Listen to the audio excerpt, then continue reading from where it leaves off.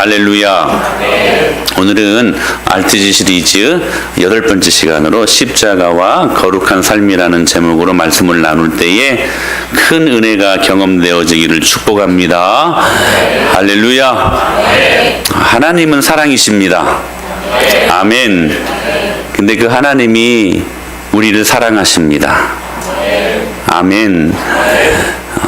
그런데 그 하나님은 사랑이 풍성하셔서 저와 여러분들에게 주시고자 하시는 선물이 있습니다.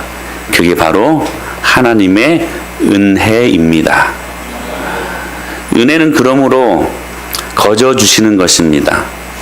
공짜로 아무런 대가 없이 우리들에게 무엇을 생색내려고 주시는 분이 아니고 대가 없이 순전하게 일방적으로 주시는 하나님의 은혜입니다. 그런데 하나님께서는 우리를 사랑하셔서 은혜를 주시는 분이시지만, 그러나 오늘 당신의 사랑하는 자녀들인 우리가 어떻게 살아가야 될 것인가에 대한 큰 기대감이 있습니다. 여러분, 우리가 자녀들을 양육할 때에 무엇을 바라고 양육하는 건 아니지 않습니까? 내 자녀이기 때문에 그냥 사랑스러워서. 그러나 중요한 것은 우리 자녀들이 어떻게 자라기를 기대하는 부모의 마음은 있지 않습니까? 아버지 하나님의 마음이 똑같은 것입니다. 오늘 저와 여러분들에게 요구하시는 그 하나님의 뜻과 계획이 있다는 사실입니다. 그러므로 하나님의 계획을 따라 사는 여러분 모든 것이 우리들의 신앙생활입니다. 왜 때로 인생이 힘들고 어렵게 느껴지는지 그 이유가 뭐냐면, 우리를 구원해 놓으신 하나님의 계획과 그 목표가 분명히 있는데 그 계획과 다른 목표를 가지고 살아가려고 할 때 여기에서 하나님과의 불화가 생기고, 그리고 거기에서 충돌이 일어나기 때문에 우리가 신앙생활을 올바르게 하지 아니하면, 여러분 꼭 기억하십시오. 믿음 없이 사는 것만큼 우리 인생은 힘들게 되어 있습니다. 그러면 여기에서 말하는 하나님의 계획과 그분이 말씀하시는 창조 목적, 그 의도는 무엇인가? 바로 그것이 거룩입니다. 오늘 본문은 말씀하시죠. 하나님의 뜻은 이것이니 너희의 무엇이라? 거룩함이라. 할렐루야. 여러분, 거룩을 말하는 의, 이 의는 하나님의 의도와 계획, 목적에 맞게 이루어지는 것이고, 거기에 어긋나는 게 바로 불의입니다. 불의. 그래서 의와 불의를 가늠할 수 있는 기준으로 하나님께서 우리들에게 무엇을 주셨냐면 율법, 하나님의 말씀을 주신 것입니다. 그 율법을 통해서 나타난 하나님의 뜻이 기준이 되어서 그 율법에 부합한 삶을 사는 게 바로 의로운 삶이요 거룩한 삶이라고 말씀하고 있는 것입니다. 여러분, 사람들에게 묻습니다. 왜 당신은 은혜를 그렇게 받으려고 하십니까? 물어보면 다 같이 한결같이 이런 말들을 해요. 사는 게 너무 힘들어서요. 은혜 받으면 좋잖아요. 여러분, 은혜 받으면 좋지 않습니까? 오늘 이 예배를 통하여 은혜 받게 되기를 축복합니다. 우리 아이들이 은혜 받으면요, 정말 진짜 은혜 받으면 그 은혜 안에서 비전이 생기고, 비전이 생기니까 자기가 어떻게 공부해야 되는 줄 알아요. 여러분, 무엇보다도 우리 아이들에게 여러분들이 투자해야 될 것은 은혜 받을 수 있도록 여러분 시간들을 투자하셔야만 합니다. 이게 정말 중요한 거예요. 은혜 받아야 돼요. 여러분, 사업하는 사람들이 은혜 받잖아요. 그러면요, 그 은혜에 대한 용도가 달라요. 사업하는 계획과 목적이 달라요. 여러분, 하나님께서 우리들에게 여러 가지 많은 관계를 허락하시잖아요. 삶의 영역 속에서. 근데 은혜 받으면요, 그 관계의 용도가 달라지는 거예요. 그러니까 은혜 받는 것이 얼마나 중요한 일인지 몰라요. 이게 종종 그래요. 사는 게 너무 힘든데 은혜 받으면 좋잖아요. 근데 여러분 기억하십시오. 제가 몇몇 계속 말씀을 드리는 것이, 우리가 왜 은혜를 받아야 될까요? 여러분 기억하십시오. 우리의 은혜는 우리 자신이 최종적인 소비처가 되면 안 된다는 거예요. 그러니까 나만 좋으라고 주님께서 은혜 주시는 게 아니라는 거예요. 나만 좋으라고 은혜를 내가 추구하고 은혜를 받기를 원한다면 그것이 기복주의입니다. 여러분, 기복주의의 근간이 뭐예요? 모든 것이 누구로 시작하여 누구로 끝나는 거예요? 나로 시작하여 나로 끝나는 게 기복주의인 것입니다. 여러분, 거기에는 하나님의 말씀의 능력이 없어요. 하나님이 은혜를 왜 주시는가? 나만 좋으라고 주시는 게 아니라는 거예요. 그 이상의 하나님이 우리에게 주시는 그 은혜의 의도를, 용도를 우리가 읽을 줄 알아야 되는데, 그게 뭐냐면 그 영적인 은혜의 힘을 가지고 자신의 삶의 난관들을 극복하며, 할렐루야, 우리가 거룩한 삶을 살게 하시기 위해 하나님께서 영혼의 회복이라는 은혜를 주시는 거예요. 바로 거룩의 그 용도가 있다는 것입니다. 내가 은혜 받고 그 은혜가 흘러가게 하기 위해, 그 거룩이 내 주위에 있는 사람들에게 흘러가게 하기 위해, 여러분, 저와 여러분들은 거룩을 위해 부르심 받았고, 할렐루야, 그 거룩을 위해 사는 존재들임을 잊지 말아야 된다는 사실입니다. 그것 때문에 하나님이 은혜를 주시는 거예요.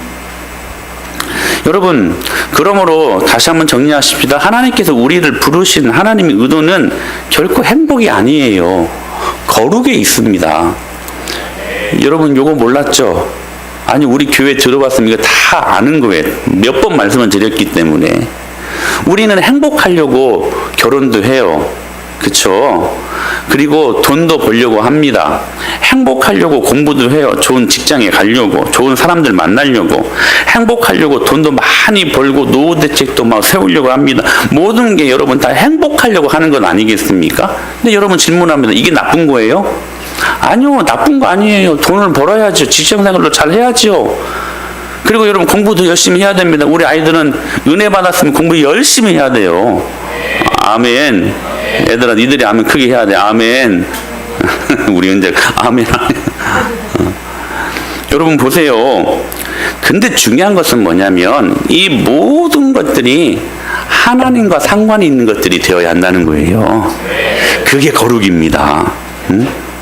그러니까 우리는 행복하기 위해 사는 존재들이 아니고 거룩하기 위해 사는 존재들이 되어야 한다는 거예요. 여러분, 왜 가정을 주셨습니까?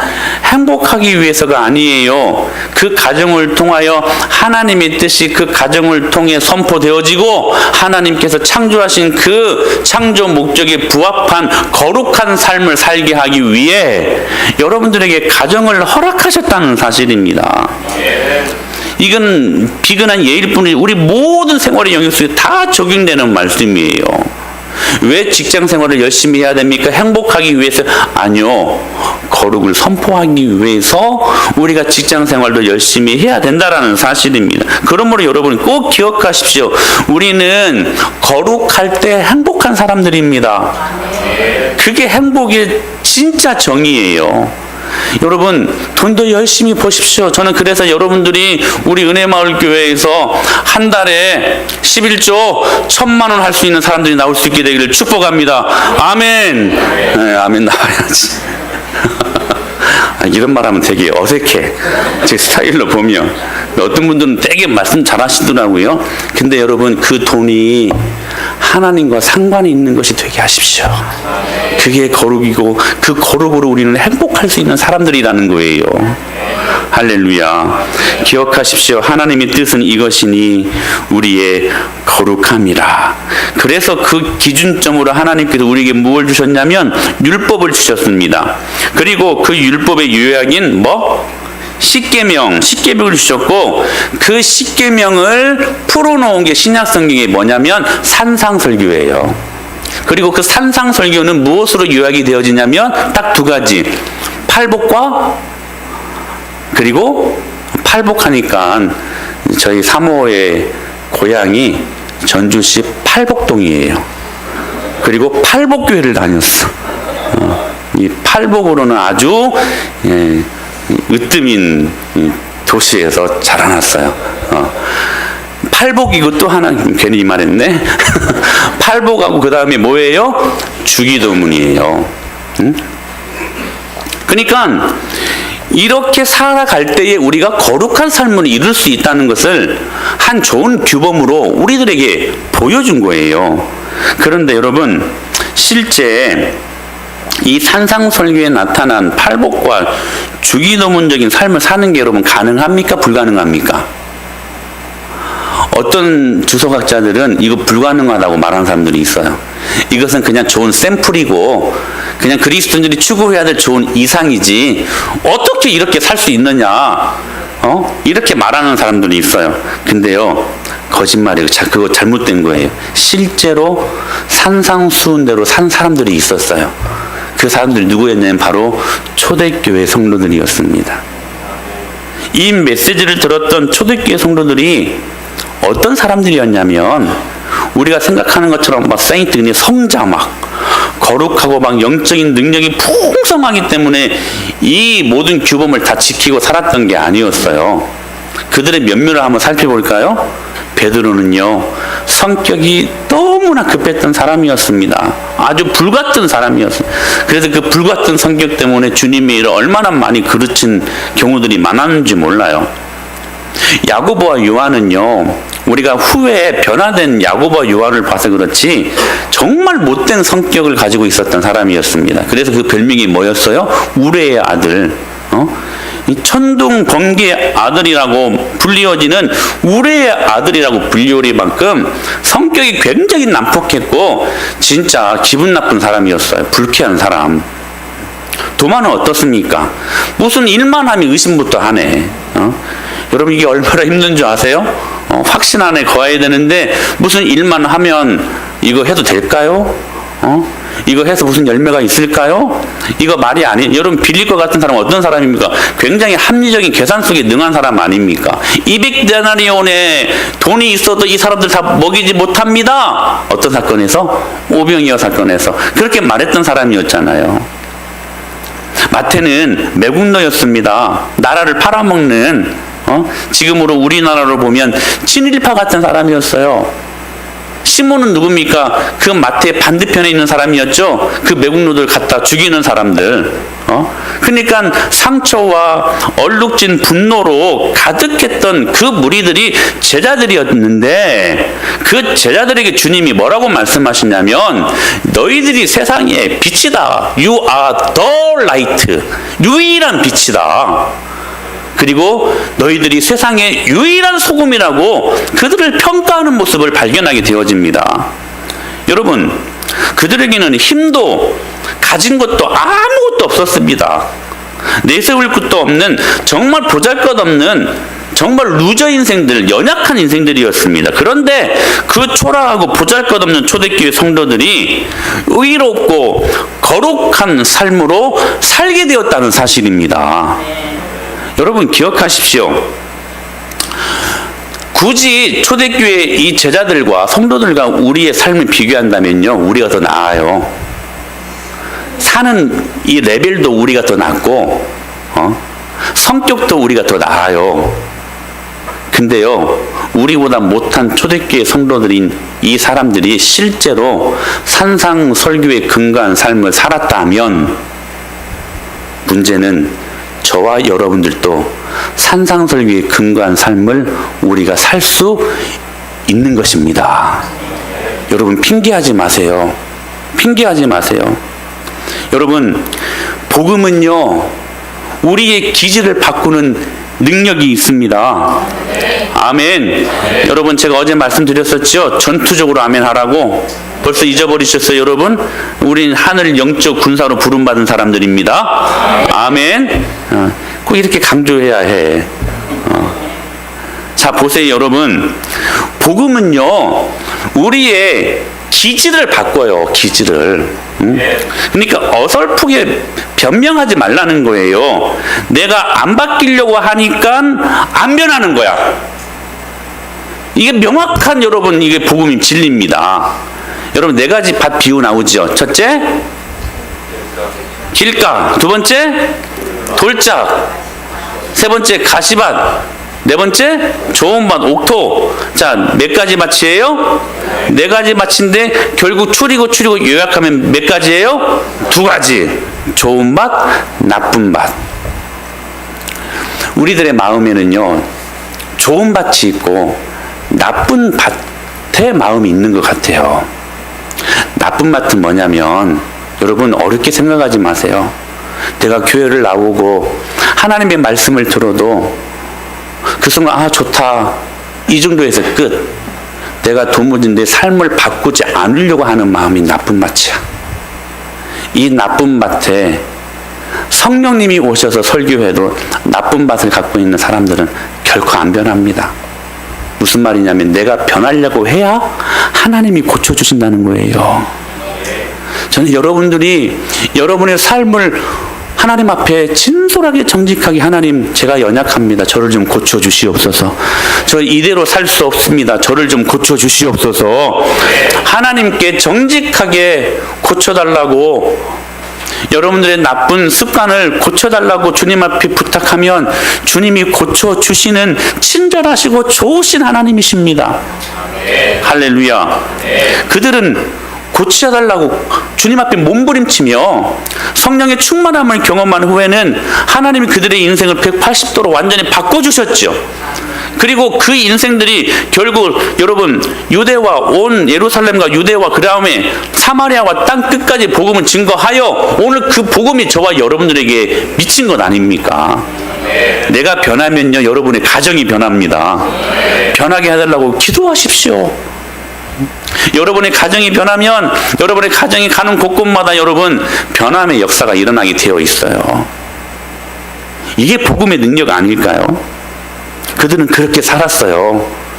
하나님 앞에 고쳐달라고, 변화된 삶을 살기 위해 하나님 앞에 몸부림칠 수 있었기에 하나님이 고쳐주셨고, 산상설교에 근거한 믿음의 삶을 살아 거룩한 하나님의 사람들로 영향력 있는 초대교회 성도들의 삶을 살 수 있었다는 것입니다. 그런데요, 이런 그들의 삶이 여러분 소문나기 시작합니다.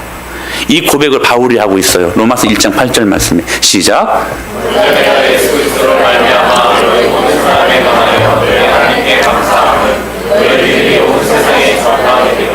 바울이 지금 무엇을 감사하고 있습니까? 그들의 믿음이 온 세상에 소문났다는 거예요. 그게 너무 감사한 거예요. 그런데 여러분 잘 보세요. 이렇게 그들의 믿음이 로마 온 전역에 소문나기까지 그 로마라는 나라가 어떤 나라인가를 우리가 한번 유심히 볼 필요가 있어요. 어떤 나라입니까?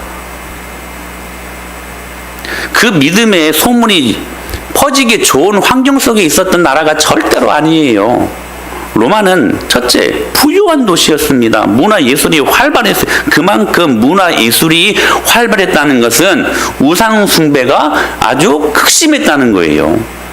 그 우상숭배 정점에 뭐가 있었어요? 황제 숭배가 있었습니다. 로마의 황제를 신으로 섬기지 않고서는 살아남기 힘든 시대에 살고 있었어요. 그만큼 믿음을 지키기 어려운 시대였다는 것이죠.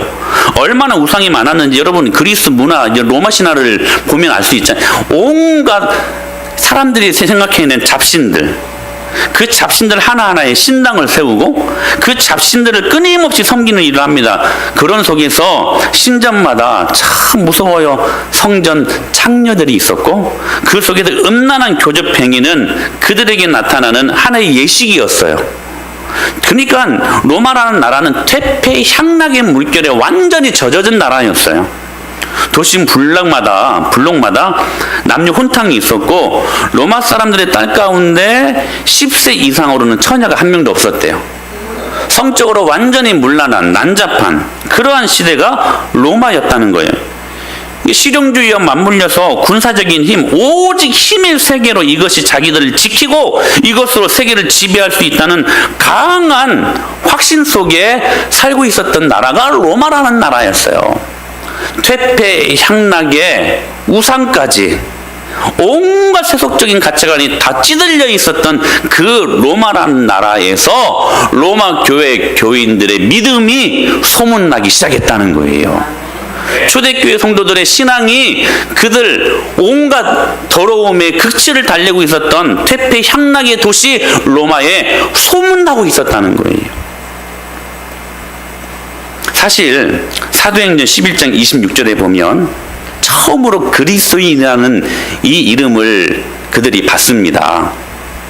안디옥에서. 근데 여러분, 제가 몇 번 말씀드렸죠. 이 그리스도인이라는 말, 크리스찬, 이 말은 처음부터 그렇게 호의적인 호칭이 아니었습니다.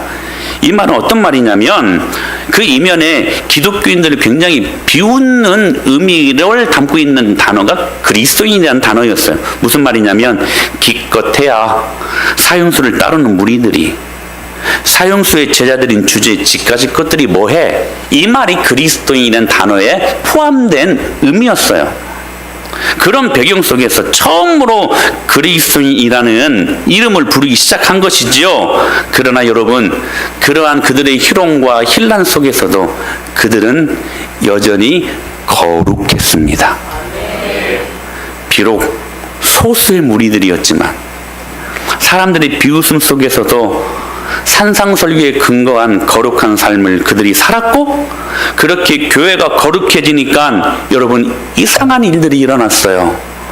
오히려 그렇게 하면 도태당할 것 같고 죽을 것 같고 손해방할 것 같고 불이익을 경험할 것 같은데 이상한 일이 일어났어요. 그게 뭐냐면 여러분, 교회가 거룩해지고 나니까 사람들이 교회를 칭찬하기 시작합니다. 근데 그 칭찬이요, 칭찬을 넘어서 칭송이 됩니다. 근데 더 중요한 거, 정말 이상한 일이 생겼어요. 칭송을 넘어서 불신자들이, 로마 사람들이 교회를 바라보면서 그들을 두려워하기 시작한 것입니다. 사랑하는 여러분, 교회는 이런 곳입니다. 예수님께서 말씀하신 대로 음부의 권세가 이기지 못한 교회가 되게 하신 것입니다. 사랑하는 여러분, 교회는 그러므로 거룩해야만 합니다. 그러므로 교회는 누구도 쉽게 생각할 수 없는, 쉽게 건드릴 수 없는, 여러분 교회 안에는 능력이 있음을 믿으시길 바랍니다. 교회가 두려워지기 시작한 거예요. 쉽게 못 건드렸어요. 쉽게 못 건드렸어요. 상황과 형편을 보면 말 한마디면 다 없어질 존재들이야. 그런데 쉽게 건드릴 수 있는 존재가 아니었어요. 그게 교회 아니겠습니까? 거룩을 사모하는 하나님의 사람들. 전 지난주에 굉장히 기뻤어요. 뭐가 기뻤냐면 우리 승호가 생명, 아직 보여주면 안 되지. 지금 보여주면 안 되지. 승호가 생명처럼 생각하는 귀신 딱지, 고무 딱지를 가져왔어요. 이거 뭐냐 그랬더니 이거 목사님이 이거 버려달래요. 근데 여러분 정말 승호한테는 그게 우상이었어요. 저랑 이제 가끔 저는 이제 그 귀신 딱지를 따야, 그래야 버릴 수 있으니까 막 열심히 해서 따면 다 잃으면 얼마나 많이 우는지 몰라요. 막 눈물을 손으로 훔치면서 막 울어요. 근데 승호가 갑자기 그 귀신 딱지들을 이제 한 무더기를 가져왔어요. 야, 왜 이렇게 가져왔냐 그랬더니 이제 그거 필요 없다는 거예요. 근데 우리 유정 집사님이 바로 들어와서 하시는 말씀이, 야, 너 그거 이제 막 챙기더래, 주섬주섬 교회에 이제 오는데 그거 가지고 가려고. 너 왜 네가 그렇게 좋아하는 거 다 가지고 가려고 하느냐? 그렇게 물어봤더니 승우가 하는 말, 엄마, 내가 이 귀신 딱지를 갖고 있는 게 좋아요? 아니면 목사님 말씀에 순종하는 게 좋아요? 순종해야지요 하고 그것을 가져왔다는 거예요. 그래 가지고 짠, 이 귀신 딱지를 지금 버리는 기념사진이에요. 제가 한 컷 찍으려고 웃으라고 그랬더니 저렇게 지금 쓴 웃음을 짓고 있어. 아니요, 정말 기쁜 마음으로 버린 거예요. 여러분, 이런 교회를 하나님이 기뻐하시지 않겠습니까? 준하기도 가져왔어요. 한 무더기 쇼핑백으로 가져왔어. 뭐냐 그랬더니 이제 필요 없대요. 기념사진 찍으려고 했는데 기회가 안 돼가지고 못 찍은 거예요. 지금 이따 찍자. 여러분, 거룩한 삶이 교회의 경쟁력입니다. 건물, 사람, 시설, 환경이 아니라 교회는, 성도는 거룩해야만 합니다. 세상과 달라야 합니다. 다른 생각, 가치 체계, 다른 언어, 다른 삶의 패턴, 다른 삶의 라이프 스타일을 가지고 살아야 합니다. 그게 뭐냐? 거룩이에요. 사실 여러분, 이 사회가 얼마나 불의한 여러분 사회입니까? 문제는 그 그리스도인이 그 불의한 삶의 한 중심에 있다는 거예요. 여러분 아십니까? 국회의원의 3분의 2가요 크리스찬이래요. 그런데 저 모양입니다.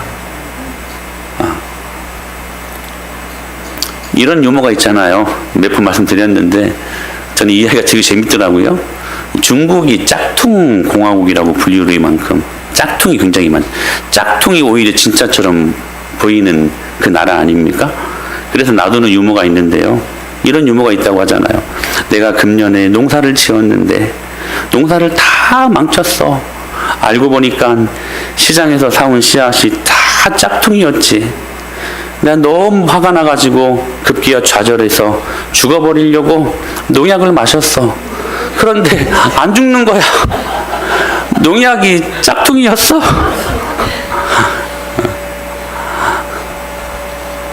이 불의한 시대에, 그렇죠, 거짓과 불의가 판치고 있는 이 시대에 하나님께서 우리를 은혜로 구원하시고 사랑받게 하신 이유가요, 이 불의한 세상에서 거룩한 삶을 살고 한 줄기 빛처럼 살아 그리스도를 보여줄 수 있는 통로로 저희들에게 그 귀한 사업을 맡겨주신 것입니다. 그래서 십자가는 우리로 거룩한 삶을 살아가게 하는 놀라운 능력이 되는 것이지요. 여러분 기억하십시오. 성경은 내가 예수님을 믿어서 내가 이렇게 돈을 벌고 이렇게 의리번쩍하게 살고 있다고 성공했다는 것을 보여주는 것이 결코 선교가 아닙니다. 선교는 뭐냐? 내가 성공했고 내가 부자 되었기 때문에 나도 저렇게 교회 가서 부자 되고 싶다고 여러분 교회 오는 사람 없어요. 여러분 우리가 이 부분들을 많이 오해하는 것 같아요. 진정한 선교는 뭐냐면 제가 언젠가 말씀드렸어요. 존재에 울림이 있는 사람이 되는 것입니다. 무슨 말이냐면 이거예요.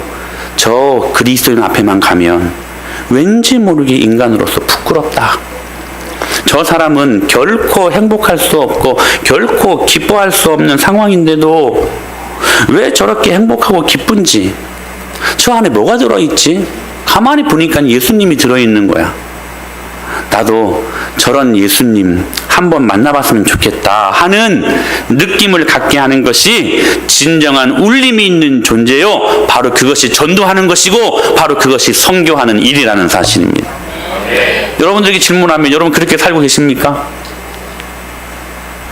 그런데 이제 중요한 것은 뭐냐면 그 거룩한 삶을 이루기 위해 하나님이 우리들에게 구체적인 것들을 요구하시는데, 자 오늘 본문 말씀 다시 한번 봐요. 시작. 하나님의 뜻은 이것이니 너희의 거룩함이라. 자, 하나님의 뜻이 뭐라고요? 거룩이라고요. 거룩이라고 말씀하시는데 그러면 그 거룩을 이루는 거룩한 구체적인 삶이 뭔가 18절에 이렇게 말씀하셨어요. 시작. 이것이 그리스도 예수 안에서 너희를 향하신 하나님의 뜻이라. 이것이 너희를 향하신 하나님의 뜻이래. 이것이 뭐예요 여러분? 그 앞절에 있는 16절로 18절의 말씀 시작. 항상 기뻐하라. 쉬지 말고 기도하라. 범사에 감사하라. 이것이 우리가 거룩한 삶을 살아가기 위한 구체적인 하나님의 뜻이래요. 아멘. 할렐루야. 아멘. 오늘 두 가지를 말씀드려요. 첫째로 여러분 항상 기뻐하십시오. 아멘. 오늘 본문에 이렇게 말씀하시잖아요. 항상 기뻐하라. 여러분 저를 보세요. 기쁨은 성도의 신앙생활의 온도계입니다. 여러분 아멘 하셔야 돼요. 아멘. 여러분 이 사람이 정말로 예수님 잘 믿는 사람인가를 측정할 수 있는 온도계가 뭐냐? 기쁨의 온도계라는 거예요. 여러분 예수님 때문에 기쁘십니까? 은혜 마을 교회 때문에 기쁘십니까? 목사 때문에 기쁘십니까? 목소리가 작아들지는 않네요. 감사하게. 여러분 기쁨은 신앙의 온도계예요. 온도계. 여러분 기억하십시오. 우리는 죄 때문에 슬퍼해야 되는 사람들이지만 우리를 구원하신 하나님의 은혜 때문에 기뻐해야 되는 사람들입니다. 왜냐하면 예수님은 우리의 죄를 담당하신 슬픔의 사람이셨지만 하나님의 뜻을 기쁨으로 이루신 기쁨의 사람이셨기 때문에 그런 것입니다. 이 비밀을 알았던 바울이 이렇게 고백합니다. 시작. 근심하는 자 같으나 항상 기뻐하고 가난한 자 같으나 많은 사람을 부유하게 하고 아무것도 없는 자 같으나 모든 것을 가진 자로. 할렐루야. 그는 진짜 부자였어요. 진짜 부자였기 때문에 기뻐할 수 있었어요. 누구로 말미암아? 예수 그리스도로 말미암아. 여러분, 우리의 기쁨의 근원 되시는 예수 그리스도로 말미암아 그분 때문에 기뻐할 수 있는 저와 여러분들이 될 수 있게 되기를 축복합니다. AD 70년경에 살았던 유대 역사학자, 이 사람은 크리스찬은 아니었어요. 유대인이었어요. 유대 역사학자 요세푸스가 이런 말을 했어요. 당시 그리스도인들, 세상 사람들이 초대교회 그리스도인들을 어떻게 묘사하고 있는가에 대해서 다음과 같이 소개합니다. 같이 한번 읽어볼까요? 시작.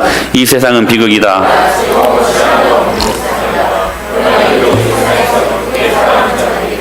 그들이 누리는 즐거움은 이 혼탁한 세상에서 누리는 쾌락보다 수천 배 나은 즐거움이었다. 멸시도 받았다. 그러나 그들은 그것을 상관하지 않았다. 그들은 세상을 이긴 자들이었다. 그들은 바로 그리스도인이었다. 그리고 그들은 걱정 없는 사람들이라는 별칭도 갖고 있었다. 할렐루야. 예수 믿지 않는 세상이 바라본 초대교회 성도들의 모습이었습니다. 저는 우리 은혜마을교회가 이러한 교회, 교인들 될 수 있게 되기를 축원합니다. 걱정이 없는 사람들이었대요. 세상적인 가치관으로 보면 왜 걱정할 게 없어요? 반반한 집도 없었고요. 먹을 것도 없었고요.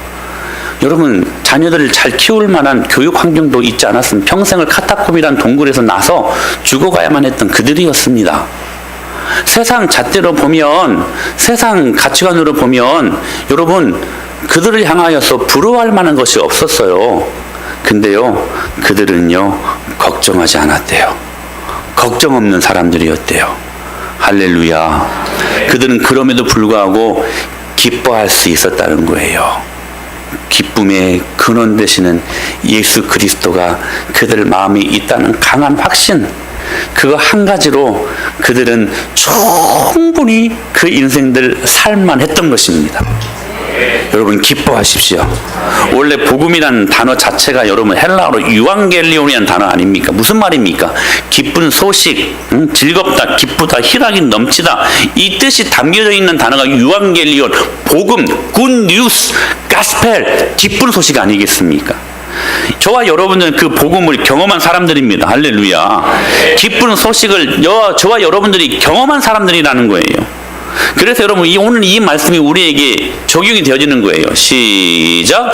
천사가 이르되 무서워하지 말라. 보라, 내가 온 백성에게 미칠 큰 기쁨의 좋은 소식을 너희에게 전하. 오늘 그 큰 구원의 기쁨의 좋은 소식을 저와 여러분들이 소유한 사람들 아닙니까? 할렐루야.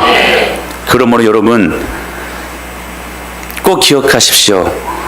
기쁨은 성도의 드레스 코드입니다.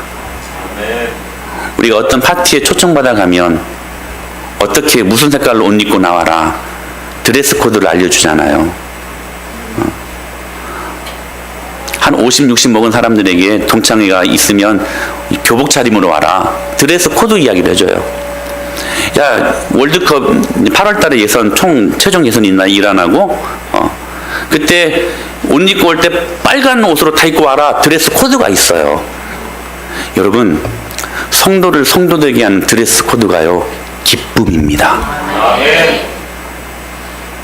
정말 기뻐하는 사람들 속에 예수님의 얼굴이 보여요. 할렐루야. 저는 이번 아울리치를 여러분 기쁨이라는 드레스 코드 입고 갈 수 있게 되길 축복합니다. 할렐루야. 그 기쁨 속에서 하나님을 보여줄 수 있는 거룩한 삶이 드러나게 되어 있다는 거예요. 예수 믿는 우리는 기뻐해야 돼요. 얼굴 속에 여러분 기쁨의, 여러분 웃음의 주름이 짜글짜글해야 돼요. 할렐루야. 아멘. 두 번째, 거룩한 삶을 말하는 구체적인 하나님 뜻은 뭐냐면 범사에 감사하는 것입니다. 목사님, 쉬지 말고 기도는 빠졌잖아요. 그것은 다음 주에. 두 번째, 우리들에게 말씀하시는 구체적인 거룩한 삶의 적용점은 범사에 무엇하는 것이다? 감사하는 것이라는 것입니다. 여러분 자 보세요. 우리가 지난주에 하나님의 선하심에 대해서 배웠어요. 하나님은 선하십니다. God is good. 여러분 아멘 해야죠. 아멘. God is so good. 아멘. 하나님은 좋으신 분이십니다. 하나님은 선하십니다. 아멘. 그 선이라는 단어 자체가 히브리어로 토브라는 단어예요. 토브. 뭐요? 토브. 근데 이 단어가 언제 사용되었냐? 하나님이 천지를 창조하실 때 첫째 날부터 여섯째 날까지 모든 것들을 창조하시면서 마지막에 뭐라고 평가하셨어요? 하나님 보시기에 좋았더라, 좋았더라. 그게 토브. 같은 단어예요. 그러니까 우리가 선을 이야기할 때 그 기준이 우리 보기에 좋은 것이 선이 아니라 하나님이 보시기에 좋은 것이 선이라는 거예요. 그래서 여러분 인간의 진정한 삶의 가치와 보람, 행복은 하나님이 세계를 창조하신 그 목적이 부합하여 살아갈 때 나타나는 것이라는 거예요. 바로 이렇게 하나님의 창조 목적과 부합한 삶을 살 때 그것이 하나님 보시기에 so good, 좋았더라. 그게 선이라는 거예요. 그런데 그 선을 이루시는 방법이 뭐냐? 지난주 우리 세 가지 말씀드렸었죠. 첫째 뭐예요? 합력하여. 합력하여 선을 이루신다는 거예요. 로마서 8장 28절 말씀 보실까요? 시작.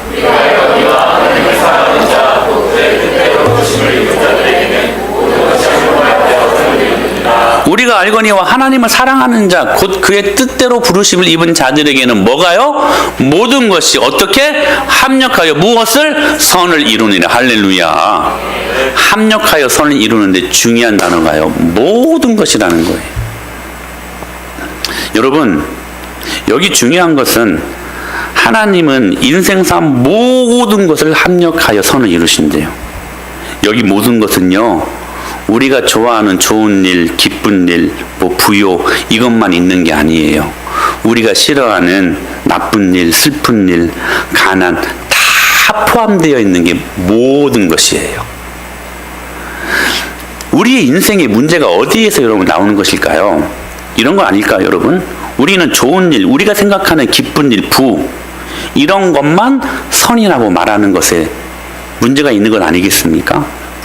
이런 게 있을 때는 하나님 살아계시고 이런 게 있을 때는 하나님 선하신 것 같은데 내가 바라보아는 그 선의 기준에 미치지 못할 때, 즉 내가 생각하는 내가 원하는 대로 내 인생이 안 되고 인생이 꼬이고 인생에 문제가 생기고 인생에 아픔이 생길 때 우리는 그것을 나쁜 것, 악이라고 때로는 저주라고 판단하는 데에 우리들의 인생의 문제가 거기서부터 기생되어진다는 사실입니다. 그러나 여러분 기억하십시오. 하나님의 선은 인간의 만족과 불만족, 기쁨과 슬픔 모든 것을 아우르고 궁극적인 하나의 가치를 만들어내기 위해 때로는 인간에게 고통스럽고 쓰라린 경험으로도 다가오게 한다는 사실입니다. 흔히 우리가 오해하듯이 하나님이 선하시기 때문에 누구든지 다 자신이 요구하는 대로 원하는 대로 행복하게 된다는 의미가 아니라는 거예요. 그러므로 우리는 지금까지 잘못 생각했던 우리 중심의 선의 개념을 벗어버려야 됩니다. 여러분 지금까지 우리 중심에서 바라보았던 선의 기준이 무엇입니까? 하나님 밖에서 행복해지려고 하는 건 아니었습니까? 여러분 기억하십시오. 모든 인생의 불행은 바로 여기서부터 시작되어지는 것입니다. 저는 여러분들이 목자이기 때문에 정말 애타는 마음으로 여러분들이 간절히 호소합니다. 하나님 안에서 행복하시려고 하십시오. 그게 선입니다. 탕자가 결국 하나님 그 아버지 밖에서 행복하게 재미있게 살려다가 나중에는 완전히 폭망하지 않았습니까? 쥐엄 돼지들이 먹어도 먹는 그 쥐엄 열매, 그 쥐엄 열매도 못 먹는 인생이 되고 말지 않았습니까? 하나님 밖에서 행복하려고 할 때에 그때부터 우리의 불행이 시작된다라는 사실이에요. 여러분 바로 그때 우리에게 필요한 눈이 있어요. 뭐요? 섭리의 눈. 왜 처음 듣는 것 같이 저를 쳐다보십니까? 지난주에 분명히 말씀드렸잖아요. 그때 합력하여 이 모든 것들을 선을 이루시는 하나님의 일하심을 보기 위해 그때 우리에게 필요한 눈이 어떤 눈이에요? 섭리의 눈, 섭리의 눈. 그 중심에 뭐가 있어야 하냐? 두 가지 말씀드렸었죠. 하나님 그럼에도 불구하고 살아 계십니다. 내가 내 인생 살아가는데 내가 원하는 대로 인생이 안 돼. 꼬이고 하는 것들마다 실패하고 그럼에도 불구하고 우리가 섭리의 눈을 뜰 수 있는 것은 두 가지 확신이 필요하기 때문에요. 하나는 뭐냐? 그럼에도 불구하고 하나님 살아 계십니다. 그럼에도 불구하고 하나님은 내 인생 가운데 선하신 분이십니다. 이 두 가지 갖고 있으면 우리가 그 섭리를 읽을 줄 아는 눈이 생기는 거예요. 여러분, 그렇게 모든 믿음의 선진들이 그렇게 살지 않았습니까? 요셉도 13년이라는 그 굴곡진 인생들 속에 두 가지 확신이 있었어요. 하나님 살아계십니다. 하나님은 선하신 분이십니다. 자기가 꾸었던 그 꿈을 반드시 이루실 하나님으로 믿고 있었다는 거예요. 여러분, 요셉뿐입니까? 욥은 고난의 대명사 아닙니까? 모든 것 다 날아가고 모든 것 다 없어져도 두 가지 확신이 있었어요. 하나는 하나님 살아계십니다. 그럼에도 불구하고 하나님은 선하십니다. 쉽게 원망하지 않았어요. 쉽게 원망하지 않았어요. 요셉과 욥뿐입니까? 다윗은 결국 11년 동안 광야를 걸었지만 그러나 쉽게 원망하지 않았어요. 왜요? 그는 두 가지 확신이 있었기 때문에 하나님 살아계십니다. 그리고 또 한 가지, 그분은 선하시기 때문입니다. 그래서 여러분, 쉽게 원망하지 않고 섭리의 눈으로 자신이 경험하는 그 아픔들을 섭리의 눈으로 그 모든 상황을 해석할 수 있었다는 것입니다. 그렇다면 이제 중요한 게 이거예요. 섭리의 눈을 계속해서 지속적으로 유지할 수 있도록 만드는 게 뭐냐? 그게 뭐예요? 감사라는 거예요. 감사는 그러므로 능력입니다, 여러분.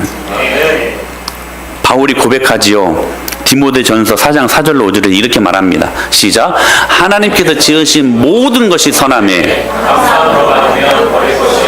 여러분, 모든 것이라는 단어에 여러분 집중하십시오. 모든 것입니다. 모든 것. 이 모든 것 안에 뭐도 있다고요? 기쁜 일도 있고 행복한 일도 있지만 슬픈 일도 있고 안 좋은 일도 다 있는 모든 것. 그렇죠? 모든 것. 그런데 로마서 8장 28절에 이렇게 말씀하셨어요. 시작. 우리가 알거니와 하나님을 사랑하는 자 곧 그 뜻대로 부르심을 입은 자들에게는 모든 것 똑같은 모든 것, 기쁠 때 슬플 때, 배부를 때 배고플 때, 부자일 때 가난할 때, 모든 것.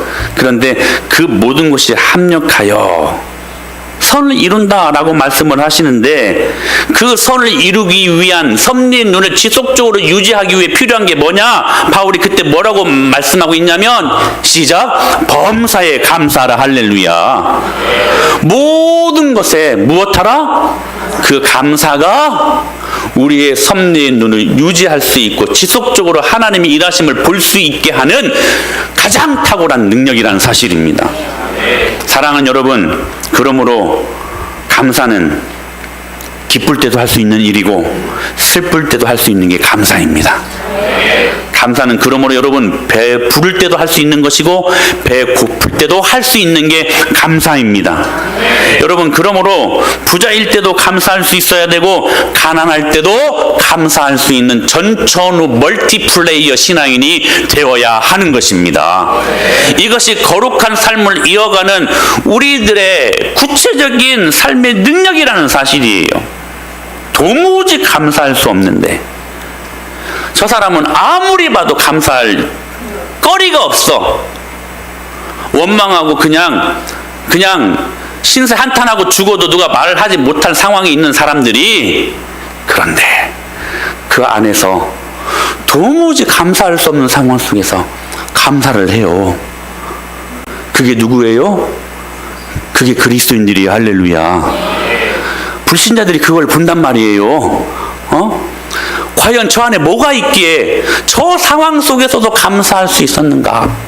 그 사람이 제가 정말로 존경하는 저의 멘토이자 저의 정말 스승인 사랑의 원자탄이라고 불리워졌던 손양원 목사님이십니다.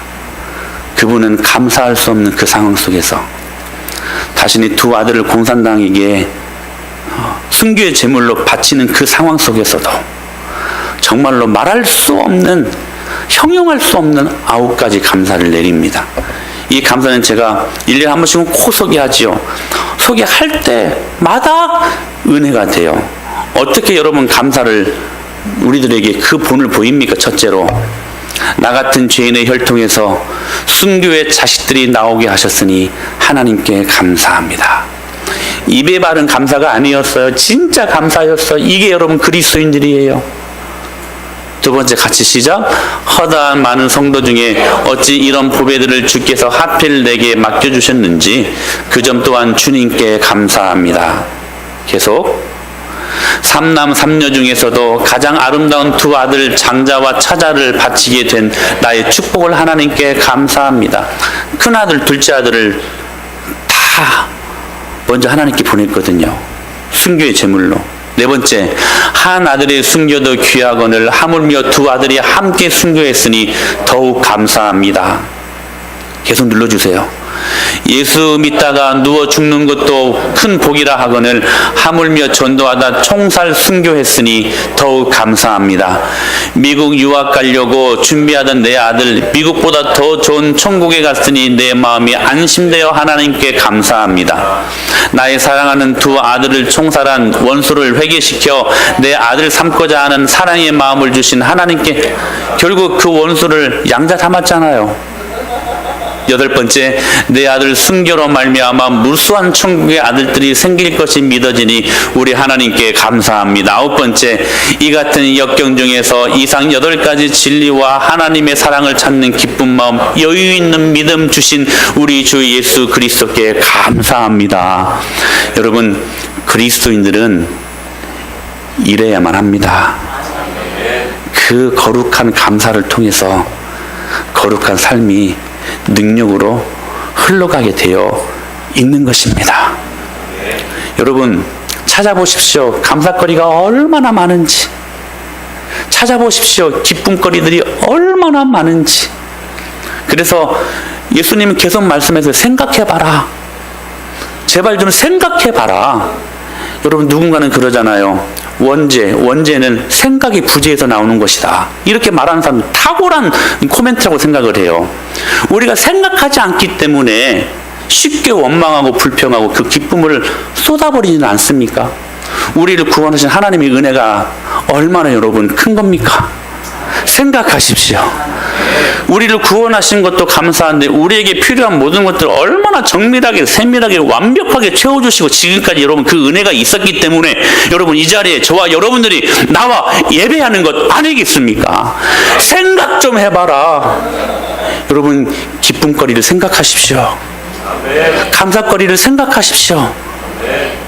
그 도무지 기뻐할 수 없는 상황 속에서 기뻐할 수 있고 도무지 감사할 수 없는 상황 속에서 감사할 수 있는 그 사람을 통해 여러분 거룩이 많은 불신자들에게 선포되는 능력이 되게 하신다는 것입니다. 그러므로 여러분 기억하십시오. 터치 시작. 그 안에 뿌리를 박으며 세움을 받아 교훈을 받은 대로 믿음에 굳게 서서 감사함을 넘치게 하시기를 주님 이름으로 축원합니다. 할렐루야. 여기서 감사가 넘친다는 것은 오버플로잉이에요. 그냥 적당한 감사가 아니라 감사가 막 넘치는 거야. 넘치는 거. 아꾼질한 나. 옆에 계신 분 시작. 이게 캄보디아어로 감사합니다라는. 다시 한번 아꾼질한 나. 하나님의 은혜 앞에 감사하면 그 감사가요 거룩한 능력이 되어서 그 감사를 통해 예수 그리스도를 보여줄 수 있는 능력 있는 하나님의 사람들 교회가 되게 하실 것을 믿습니다. 여러분, 초대교회 성도들은 소수의 무리들이었어요. 유명하지 않았습니다. 사회적인 영향력을 가진 사람들이 아니었습니다. 그런데 그 사람들이 세계의 중심이요, 세계의 수도요, 모든 길이 다 로마로 통한다고 하는 그 대로마를 변화시켰다는 것입니다. 여러분, 이것이 복음 아닐까요? 이게 왜 여러분 복음의 능력 아니겠습니까? 여러분, 이게 신앙 아니겠습니까? 이것이 교회입니다. 초대교회의 거룩이 로마를 이긴 것입니다. 달라야 변화시킬 수 있어요. 여러분, 그러므로 우리가 믿음으로 살 때 이런 기적이 일어나게 될 것을 믿습니다. 그게 뭐냐? 기쁨이요. 그게 뭐냐? 감사입니다. 이번 아울리치 이 드레스 코드입니다. 기쁨의 옷을 입으십시오. 그리고 감사의 옷을 입고 이번 캄보디아 사역, 열매 맺는 사역, 능력 있는 사역으로 그들에게 거룩함을 선물로 줄 수 있는 저와 여러분이 될 수 있게 되기를, 그래서 우리를 향하신 그 하나님의 뜻이 이루어질 수 있게 되기를 예수님의 이름으로 간절히 축복합니다.